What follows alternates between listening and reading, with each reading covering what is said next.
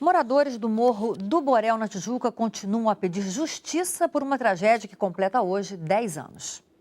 No episódio conhecido como a Chacina do Borel, em 2003, um taxista, um estudante, um mecânico e um pedreiro foram assassinados por policiais militares com tiros a queima-roupa.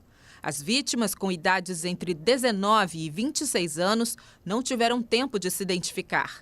5 policiais foram apontados como participantes da chacina. Eles chegaram a ficar presos, mas conseguiram a liberdade na justiça.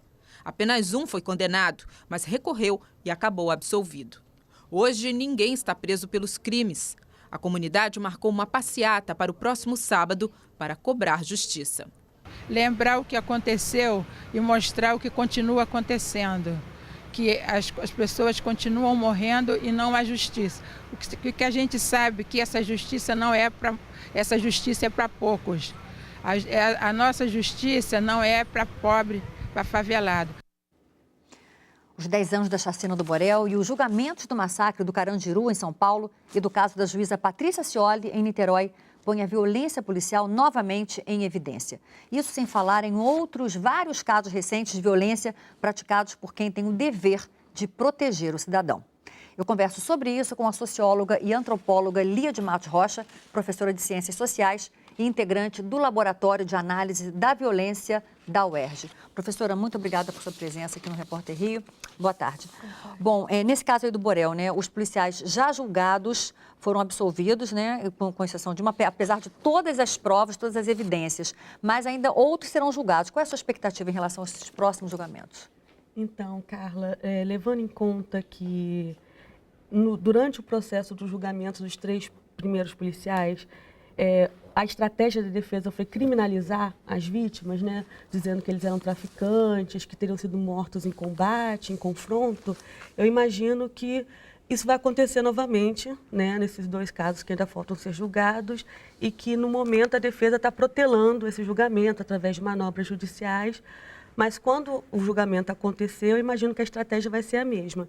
E o que tem acontecido é que o júri popular, que representa a sociedade nesses julgamentos, tem absolvido esses policiais, o que eu considero muito grave, porque diz para essas forças, né, de segurança que deveriam nos proteger que é permitido matar algumas pessoas. Agora, no caso da juíza Patrícia Scioli, os 4 que já foram julgados foram condenados, né? Isso. Tem esse 5º julgamento hoje, são 11 no total, não é isso? São 11 no total. E como é que você avalia esse tipo de julgamento aí? Ambos os casos envolvem policiais, né? Mas a gente percebe que há um tratamento diferenciado por parte da sociedade representada ali no júri. Os assassinos da juíza estão sendo condenados, né, a penas consideráveis. Então, a gente fica muito esperançoso de que, de alguma forma, isso tem uma influência sobre esses crimes cometidos por policiais. Agora, Lia, você desenvolve um trabalho na UERJ, você faz uma pesquisa em relação ao comportamento dos moradores das favelas em relação à polícia. O que mudou nos últimos anos? Com a entrada, principalmente das UPPs. A gente tem, no momento, né, o processo da pacificação, que é diferente do que já existia antes. Mas o que as pesquisas têm demonstrado é que são casos diferenciados de acordo com a UPP, com o comandante, com a forma como ele orienta os policiais, né? Então, a gente tem casos em que há uma melhora na relação entre policiais e moradores, em alguns casos em que permanece uma cultura policial de desrespeito, né, de arbitrariedade. Alguns moradores ainda reclamam do comportamento dos policiais. O Borel é um dos lugares, né?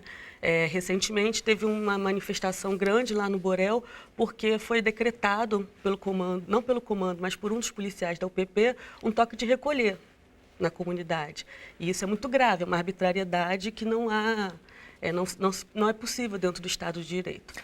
Lia, eu queria só que você falasse, vai ter uma manifestação hoje no Borel e outra no sábado, é isso? Isso. Hoje, às 19 horas, na sede da Jocum, que é uma organização local, vai haver exibição de um filme sobre os 10 anos da chacina e um debate. E no sábado, dia 20, às 13h30, vai haver uma marcha com a inauguração de uma placa em homenagem, né, aos mortos e sai da frente da antiga quadra da Unidos da Tijuca. Ok. Lia de Matos Rocha, professora da UERJ, muito obrigada por sua presença. Eu que agradeço.